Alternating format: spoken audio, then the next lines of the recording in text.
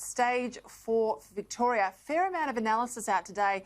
This is now an admission that the strategy adopted by the Andrews government has failed. Well, it certainly failed in its implementation, Peter. The idea of a, not absolute lockdown has actually worked in New South Wales and Queensland, certainly worked in Western Australia. And I think the best parallel is New South Wales, where there was an outbreak. It was controlled in New South Wales. There was an outbreak in Victoria, and it hasn't been controlled. So now we've had to go to this disaster level lockdown. It's because the implementation of the strategy failed. I think that's where the anger is. I mean, Victoria had the same importation as other capital cities via Melbourne of the virus from returning Australians overseas.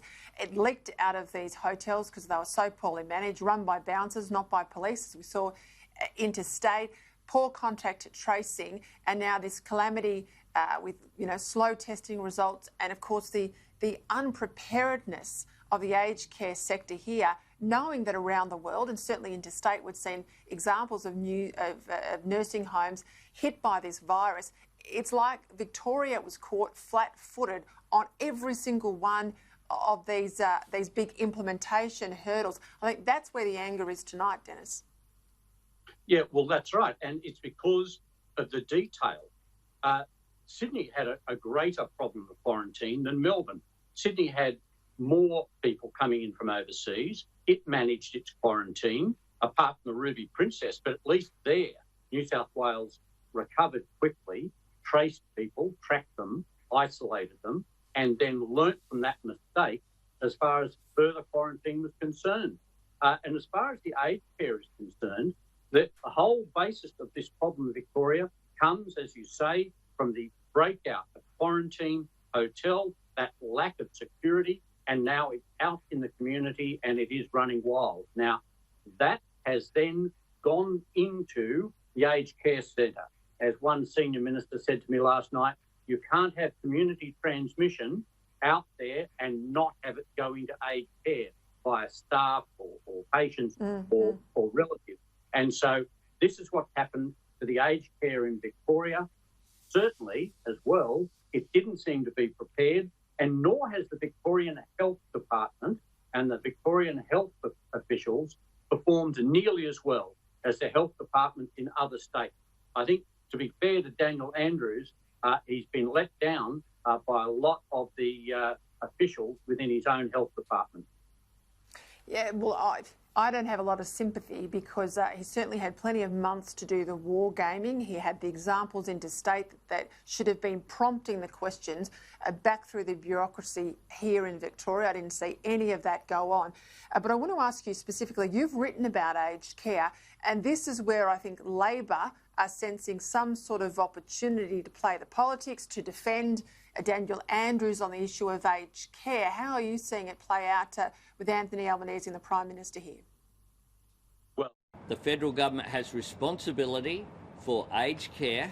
It can't continue to just pass the buck. It needs to be prepared across the nation on these issues.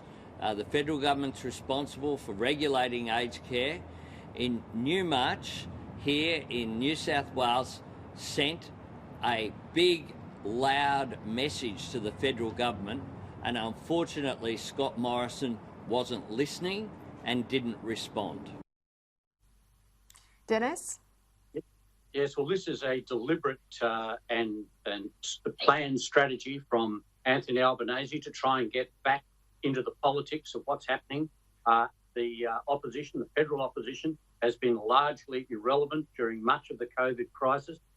They've tried to attack without success and have failed to make cut through in the debate. Now, Anthony Albanese, Jim Chalmers, Christina Keneally, they're all in there now going for Scott Morrison, holding him personally responsible for the failure in aged care in Victoria.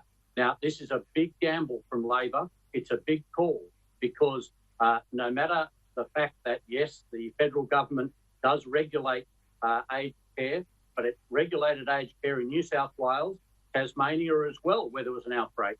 And yet The big problem seems to be in the way that Victoria has handled it. So what Anthony Albanese has to do now is convince people around the rest of Australia, not just in Victoria, but elsewhere, because this is where it's being hit hardest on the economy in all the other states that have done the right thing. Anthony Albanese has to convince the public Scott Morrison is responsible and Daniel Andrews isn't. If he fails in that, it will have a backlash against federal Labor. It's a big risk, but so far, Labor hasn't been able to lay a glove on Scott Morrison. This may be their chance. We'll see how he goes. We'll see whether the politics are tolerated by the public at this time. Dennis Shanahan, thank you for your analysis. Thank you, Peter.